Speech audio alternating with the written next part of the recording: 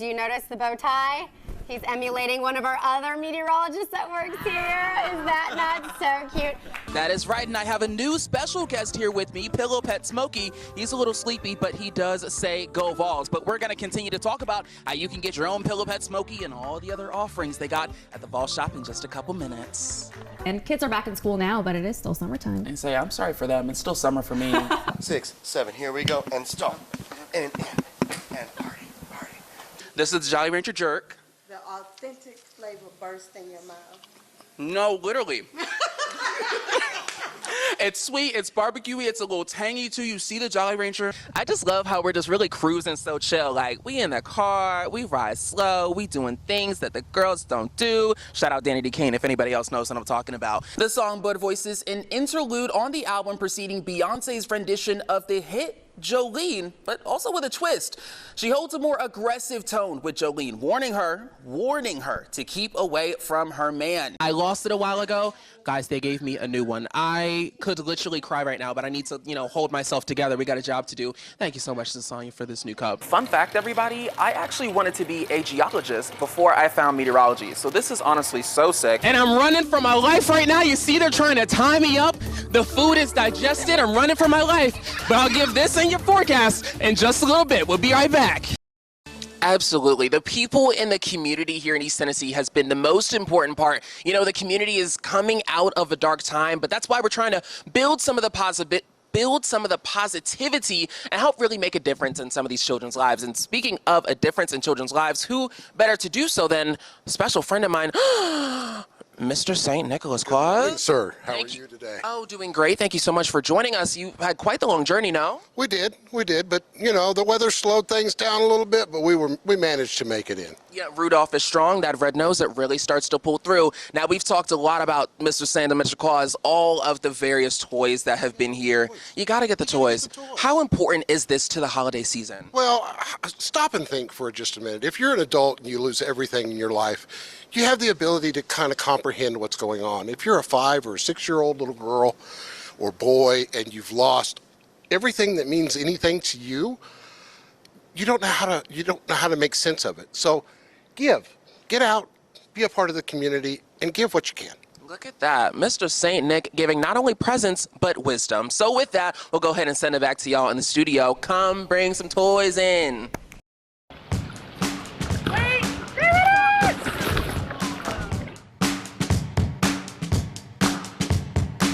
So the first step, of course, is that we have to get our gear, and that's why we're headed to Knoxville Adventure Collective. They're going to help get us set up with everything that we need. Looks so cool in here. There, we got our kayak. 1, 2, 3. Paddles, life jackets, and a dry bag. Yeah. Then, they taught us how to properly strap the kayak to the car. We were on our way pretty quickly. Now we've got our gear, all we gotta do is get our supplies, and then we're headed over to the river. The trip there is about 2 hours, which is an easy ride that's mostly on I-40. We made it, y'all, and look at how gorgeous this view is right here. As we arrived, we happened to catch one of the many guided tours on their way back in. We tuned into a local history lesson told by Tara Hunt, co-owner of Kayaking Adventures of Tennessee.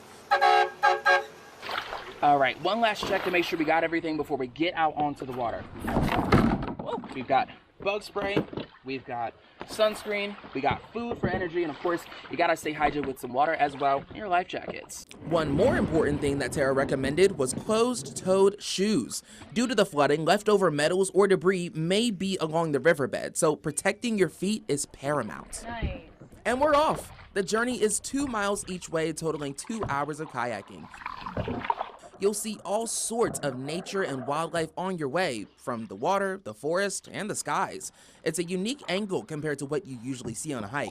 I did it the first time last week, and I was surprised at how fast I was there. You'll hear the waterfall about 7 or 8 minutes before you see it. Okay, that is very comforting. Thank you. Oh, I hear it. It's getting so loud. Wait, there it is! We made it! Burgess Falls right in front of me. She's gorgeous. Hey, Queen! You're looking up to Burgess Falls, otherwise known as the Queen of the South. We docked for a while and had lunch on the nearby landing. It's a beautiful view before we made our way back.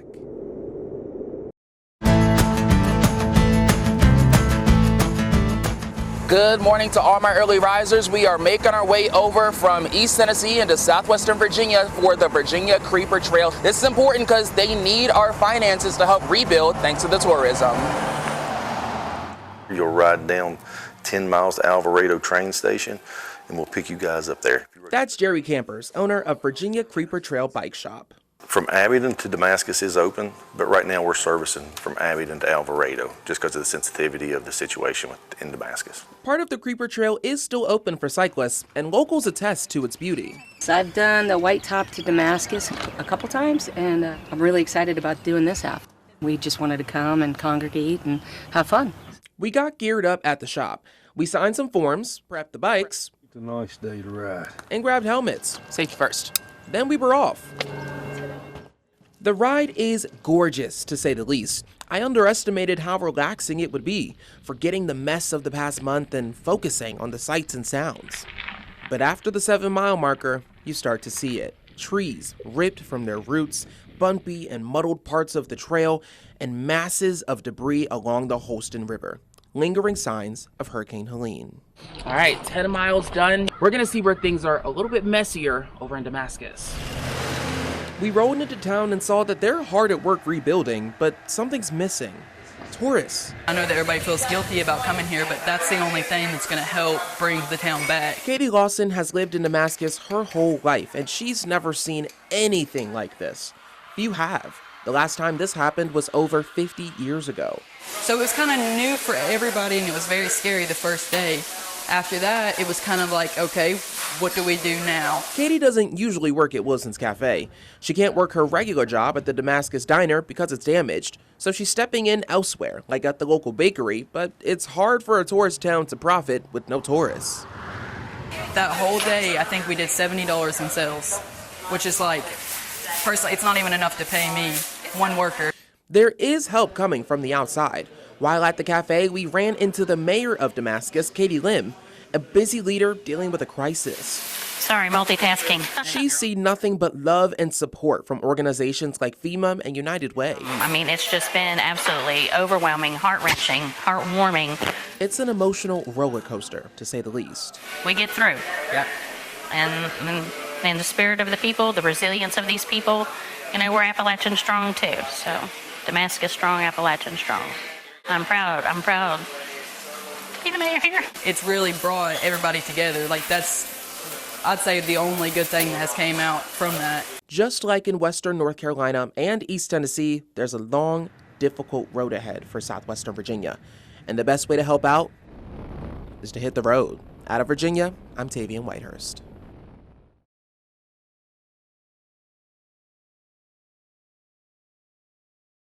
Anticipation is building at the last Coliseum as they prep for the races and the fans. The fan experience includes food, games, stage entertainment, and even driver autographs. But once it starts, nobody wants to miss the high-stakes action zooming around the half-mile bull ring short track. Check this out, East Tennessee. We made it here onto the track, all right? On your marks, get set, let's ride. The electric atmosphere definitely brings the noise. Bristol Motor Speedway is the loudest of the NASCAR circuits. Noise levels during a race exceed 140 decibels. That's equivalent to a jet engine flying overhead, so wear ear protection. Here with the high banking in our corners, it makes it super fast, so it's action-packed. It's great for kids. Fun fact, in the Pixar movie Cars, the main track is based on Bristol Motor Speedway. So if you thought the movie was good, imagine seeing it live. This entire stadium, short track, the cars are racing, noise to the roof, and excitement is even higher. It's Food City 500, baby. We're excited for it. It's coming up in a couple weeks, but for now, we're gonna see what else Bristol has to offer. Aside from the Bristol Speedway, there's lots of attractions outside of town. Take the family on an adventure to the Bristol Caverns. It's a taste of nature much different from any hike you take above ground. It's surprisingly spacious. There's plenty of headroom between you and the stalactites above. Co-owner Reed Barnett explained how the formations are made. Water coming down as precipitation from outside, whether it be rain or snowmelt, is dissolving a little bit of carbon dioxide within it, making carbonic acid. Same stuff that gives our beverages their nice bubbly fizz. It will dissolve a little bit of the calcium carbonate, making up that limestone, and leave behind the calcite formations down here. So don't touch anything, because if it's still wet, it's still growing. Alrighty, y'all, we're out of the Bristol Caverns, back into the sunlight. Now it's time to head into town. We stopped by the birthplace of country music museum to learn how the Bristol we know and love came to be. The title was coined in 1998, citing the impact of the 1927 Bristol Sessions. 76 songs by 19 performers over 2 weeks laid the groundwork for country music we know today. Bristol is like Nashville's cool uncle, low-key, but it made country music mainstream. If you're going to start anywhere and digging through country music's beginnings or just American music in general, you should start here. Kim Burns sure did. All right, now we made it out of the birthplace of country music museum, learning a bit about Bristol's history. Let's check out the rest of downtown. First, take in this gorgeous sunset over downtown from the Bristol Hotel rooftop. It'd be great for a happy hour, but right now, we need food. My photographer Jillian and I found ourselves at Delta Blues Barbecue, and it was Cajun night.